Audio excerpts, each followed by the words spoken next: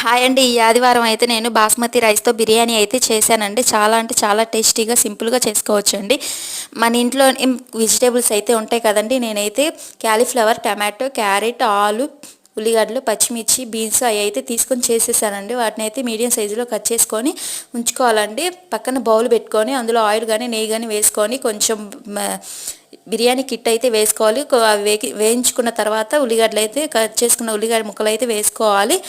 అవి వేగిన తర్వాత మనం కోసుకున్న ముక్కలు అయితే వేసుకోవాలి. అవి వేగిన తర్వాత అల్లం వెల్లుల్లి పేస్ట్ అయితే వేసుకోవాలండి. ముందుగా మనం బియ్యం అయితే అరగంట ముందే కడిగి నానబెట్టుకోవాలండి. ఒక గ్లాస్కి అయితే 1.5 గ్లాస్ వాటర్ అయితే యాడ్ చేయాలి. ఇందులోకి షేర్వా కానీ పెరుగు చట్నీ కానీ కుర్మా కానీ చాలా అంటే చాలా టేస్టీగా ఉంటుందండి. నేనైతే పెరుగు చట్నీ అయితే చేశాను. చాలా టేస్టీగా చాలా బాగుందండి. మీరు ఏం చేస్తారో, అందులో వెజిటేబుల్స్ కూడా ఏం వాడతారో అయితే కామెంట్ పెట్టండి. నా ఫుల్ వీడియో నా ఛానల్లో ఉందండి. Please subscribe.